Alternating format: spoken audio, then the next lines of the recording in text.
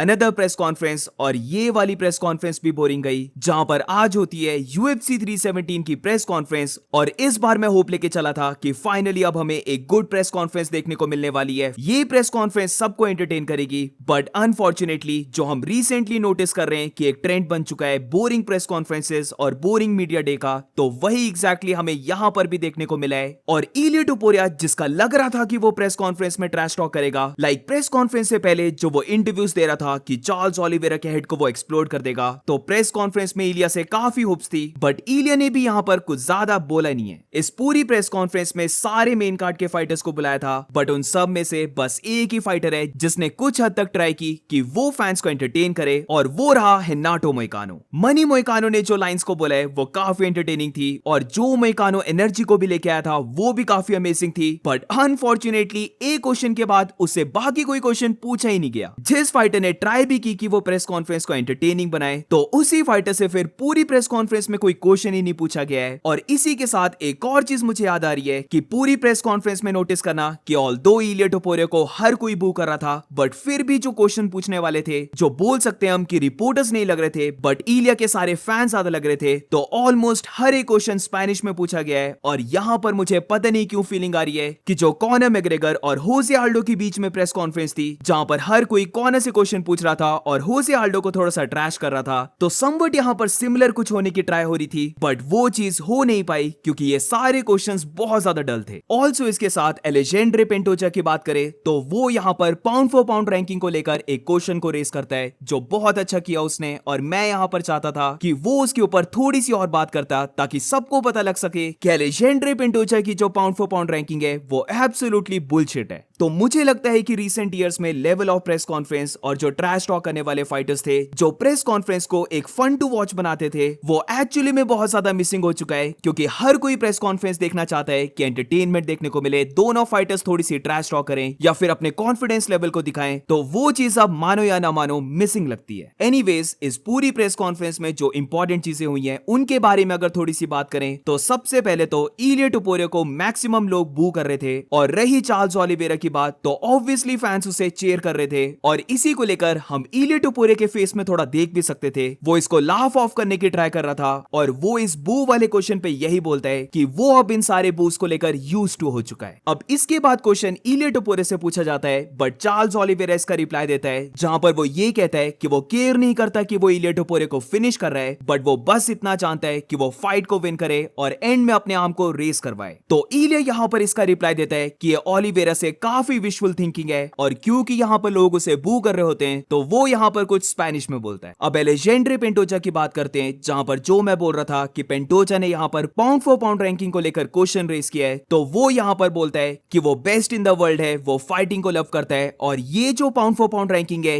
ये बुलशिट है पूरी, और वो ये अपनी फाइट में प्रूव भी करने वाला है कि वो पूरे यूएफसी में बेस्ट इन द वर्ल्ड है। एब्सोल्युटली यहां पर पेंटोचा राइट है, क्योंकि जो उसकी पाउंड फॉर पाउंड रैंकिंग है शायद से वो अभी नंबर 9 या फिर नंबर 10 पर है, तो ये जरा भी सेंस नहीं बनाता है, और मेरी ओपिनियन में डेफिनेटली उसे अगर टॉप 3 में नहीं रखना है तो एटलीस्ट वो टॉप 5 फाइटर तो है ही। अब काय कारा फ्रांस की बात करें तो उससे भी ज्यादा क्वेश्चन नहीं पूछे जाते हैं, बट वो यहां पर ये बोलता है कि फ्लाईवेट डिवीजन में Pantoja one of the best champion है, बट वो यहां पर ये बोलना चाहता है कि लास्ट टाइम जब उन दोनों ने फाइट की थी तो वो 9 इयर्स पहले थी, बट अब जो फाइट होने वाली है वो कंप्लीटली डिफरेंट होगी। वो अब नो लॉन्गर एक बॉय है, वो अब मैन बन चुका है, वो पूरे हिस्ट्री में पहला फाइटर बनना चाहता है जो एलेजेंड्रे पेंटोचा को फिनिश कर दे। अब इसके बाद शायद से पेटेंट एल्बर्ट और फिलिपे लिमा से क्वेश्चन पूछा जाता है, जो एक्चुअली में मुझे याद भी नहीं है कि क्या क्वेश्चन पूछा गया है, और दोनों ने शायद से बहुत ही बेसिक्स आंसर दिया था, so who cares, moving on. तो अब बात करते हैं पूरे प्रेस कॉन्फ्रेंस की सबसे बेस्ट मोमेंट पर, जहां पर वैसे तो क्वेश्चन पूछा गया था बेनिल दारियुश से कि हेनाटो मोइकानो ने बोला है कि top of the light weight में बस एक ही ओल्ड मैन रह सकता है, और वो ओल्ड मैन वो रहेगा, यानी कि वो बेनिल दारियुश को बीट कर देगा। तो इसको लेकर बेनिल दारियुश कुछ बोल रहा होता है, और वहां से एकदम फायर्ड अप होते हुए हेनाटो मोइकानो चिल्लाकर बोलने लग पड़ता है, और स्टार्टिंग में वो वैसे थोड़ा सा फंबल कर जाता है, जहां पर वो टुमारो नाइट बोल देता है, बल्कि उनके अकॉर्डिंग फाइट हो रही है सैटरडे नाइट, बट उस चीज को करेक्ट करते हुए फिर मोइकानो बोलता है कि उन दोनों में से बस एक ही ओल्ड मैन की यहां पर जगह है। दारियुश यहां पर रिप्लाई देता है कि वो लास्ट मैन स्टैंडिंग रहेगा। तो यहां पर मोइकानो एक्चुअल डेट्स पे चले जाता है, जहां पर मोइकानो कहता है कि वो उससे 15 डेज यंग है, तो इस पे नोट्स ले और वो फाइट में उसे फिनिश करने वाला है। अब यहाँ पर हंसते हुए बेनिल दारियुश हेनाटो मोइकानो को यंग मैन बुलाता है और ये कहता है कि वो इस फाइट को लूज कर जाएगा। तो मोइकानो इसका बहुत अच्छा रिप्लाई देता है, जिधर वो कहता है कि बेशक वो उससे यंग हो बट वो उससे जल्दी बॉल्ड हो रहा है, यानी कि उससे जल्दी गंजा हो रहा है, तो इसीलिए वो उससे ज्यादा सुपीरियर है और वो एक रियल मैन है। अब जब फैंस को एंटरटेन करने की बात आती है तो इसकी मैं बात कर रहा था। जो भी यहाँ पर मोइकानो ने बोला है उसकी कुछ भी सेंस नहीं बनती है, बट फिर भी एटलीस्ट ये बहुत ज्यादा एंटरटेनिंग था। ये पूरे प्रेस कॉन्फ्रेंस की मेन सेगमेंट रही है, तो यही चीज मैं बाकी फाइटर से भी चाहता था। बट एनीवेज इसके बाद रिपोर्टर मोइकानो से ये पूछ रहा होता है कि अगर वो इस फाइट को हार जाए तो वो बैक टू बैक 2 लॉसेस को ले लेगा। तो ये चीज मोइकानो को जरा भी ठीक नहीं लगती है, जहां पर वो एकदम से थोड़ा सा एंग्री होकर बस्ट आउट कर जाता है और वो रिपोर्टर को बोलता है कि what the fuck are you saying. Money Moicano के लिए ये कैसा क्वेश्चन है? वो रिसेंटली बस्ट एक चैंपियन और एक बेस्ट फाइटर से हारा है और क्या वो ये इंप्लाई करना चाहता है कि बेनिल दारियुश इस्लाम महाचेव के बराबर है? तो ये मोमेंट थी पूरी प्रेस कॉन्फ्रेंस की पीक मोमेंट और इसके बाद डाउनफॉल ही डाउनफॉल है। जहां पर ब्रैंडन रोवेल और जोशुआ वैन की बात करें तो इन दोनों ने जिस वे से अपने रिप्लाई दिए वो ऐसा लग रहा था कि ये दोनों फाइटर्स थोड़ा सा स्टड बन रहे हैं। जहां पर ब्रैंडन रोवेल बोलता है कि वो फाइट में शो कर देगा what the fuck is up, और जोशुआ वैन भी थोड़ा सा गैंगस्टर वे में बोलता है कि वो फाइट को फिनिश कर देगा। अब इसके बाद अगेन थोड़े से बोरिंग क्वेश्चन पूछे जाते हैं जो स्किप करते हुए इलिया टोपुरिया के ऊपर चलते हैं, जहां पर एक फैन इलिया टोपुरिया से बोलता है कि अगर वो चार्ल्स ओलिवेरा को बीट कर देता है तो वो 9 फाइट्स में डबल चैंपियन बन जाएगा। तो ये चीज उसके बारे में क्या बोलेगी? तो यहां पर इलिया टोपुरिया बोलता है कि इसका यही मीनिंग होगा कि वो बेस्ट इन द वर्ल्ड है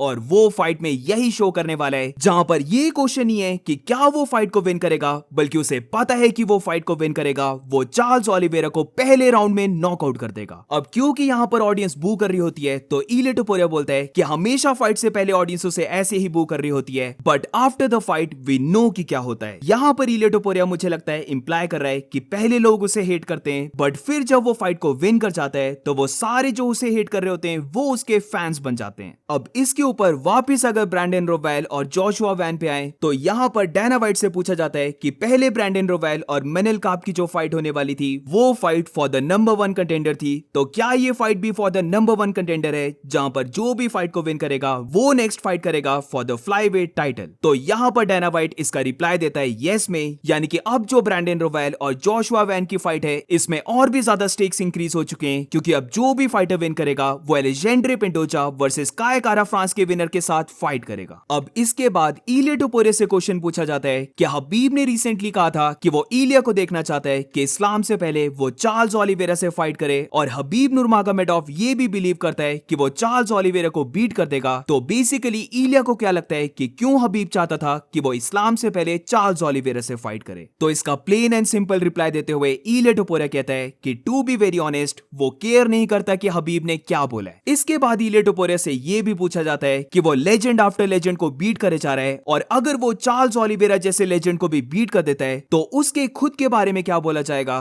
तो यहां पर इलिया टोपुरिया यही बोलता है कि अगर तुम बैक टू बैक लेजेंड्स को बीट करते आ रहे हो तो इवेंचुअली तुम खुद भी एक लेजेंड बन जाओगे। अब इसके बाद मोस्टली जो क्वेश्चंस थे वो सारे इलिया टोपुरिया के ऊपर थे, जहां पर काफी फैंस ऑफ इलिया टोपुरिया क्वेश्चन को पुट कर रहे थे। लाइक फॉर एग्जांपल एक फैन बोलता है कि इलिया टोपुरिया को जाना चाहता है कि वो लेजेंड्स को बीट करता है, तो सैटरडे नाइट को जब वो चार्ल्स को बीट कर देगा तो फिर उसका नेक्स्ट विक्टिम कौन होगा? तो यहां पर इलिया डैना वाइट से क्वेश्चन पूछता है कि कौन होगा उसका नेक्स्ट विक्टिम? तो डैना वाइट इसका रिप्लाई देता है कि वो सैटरडे नाइट के बाद वो फिगर आउट करेंगे, और साइड से इलिया टोपुरिया बेसिकली कहता है कि कोई भी आ जाए। अब मैं यहां पर ज्यादा ओलिवेरा की बात नहीं कर रहा हूं क्योंकि उससे बहुत ही बेसिक क्वेश्चन और हमें पता है कि ओलिवेरा ज्यादा ट्रैश टॉक वैसे भी नहीं करता है, तो जो भी वो यहां पर रिप्लाई देता है वो सारे थोड़े से रिस्पेक्टफुल रिप्लाई थे। तो इसीलिए इन सारे क्वेश्चंस को स्किप करते हुए एक मेन क्वेश्चन पे आते हैं, जहां पर फुल सेंड का रिपोर्टर ये पूछने लगता है कि इस्लाम महाचेव अपने रीसेंट इंटरव्यू में काफी क्रिटिकल था उसके ऊपर। तो एकदम से क्वेश्चन को कट करते हुए इलिया टोपुरिया बोलता है कि nobody gives a fuck about कि क्या इस्लाम बोल रहा है। इसके बाद इलिया टोपुरिया से एक और क्वेश्चन पूछा जाता है कि चार्ल्स ओलिवेरा ने बोला है कि उसके पास ज्यादा पावर है, वो ज्यादा जोर का हिट करता है इलिया से। तो इसका रिप्लाई देते हुए इलिया टोपुरिया कहता है कि ये इम्पॉसिबल है, ये लिटरली इम्पॉसिबल है चार्ल्स ओलिवेरा के लिए, और वो ये फाइट में प्रूव कर देगा जहां पर चार्ल्स ओलिवेरा फ्लोर में पड़ा हुआ वेकअप करेगा। अब इसके बाद इलिया से वेट का क्वेश्चन पूछा जाता है, तो यहां पर इलिया ने काफी अच्छा रिप्लाई दिया कि इवन अगर वो 145 पाउंड्स का भी होता, यानी कि 10 पाउंड्स लेस भी होता, तब भी उसे पता था कि वो चार्ल्स ओलिवेरा को बीट कर देगा। अब इसके बाद चार्ल्स ओलिवेरा से उसके ऊपर जो मूवी बन रही है उसके बारे में पूछा जाता है, है जहां पर ओलिवेरा ये कहता है कि उसकी मूवी बन चुकी है और यहां से उसका पार्ट 2 स्टार्ट होगा। इसके बाद कुछ ज्यादा हुआ ही नहीं है। तो दैट्स इट गाइस, ये थी पूरी प्रेस कॉन्फ्रेंस। और अगर फेस ऑफ की बात करें तो जो लोग क्यूरियस हैं कि इलिया टोपुरिया और चार्ल्स ओलिवेरा के बीच में क्या कॉन्वर्सेशन हो रही थी, तो ज्यादा कुछ नहीं है। दोनों फाइटर्स एक दूसरे को बोलते हैं कि वो रिस्पेक्ट करते हैं और यहाँ पर इलिया टोपुरिया ओलिवेरा को डायरेक्टली बोल देता है कि वो उसे बीट कर देगा। तो इसका रिप्लाई देते हुए ओलिवेरा कहता है कि वो रेडी है सबके लिए। और यहाँ पर फिर इलिया टोपुरिया बोलता है कि वो सॉरी फील करता है क्योंकि वो नहीं चाहता था कि उसकी फाइट उसके अगेंस्ट हो। तो एंड में ओलिवेरा कहता है नो वरीज और वो रेडी है फाइट करने के लिए। सो दैट्स इट गाइस, ये प्रीटी डल सी प्रेस कॉन्फ्रेंस रही। यहाँ पर ज्यादा कुछ नहीं हुआ है, बट होपफुली जो फाइट्स होंगी और वही सबसे मेन चीज है,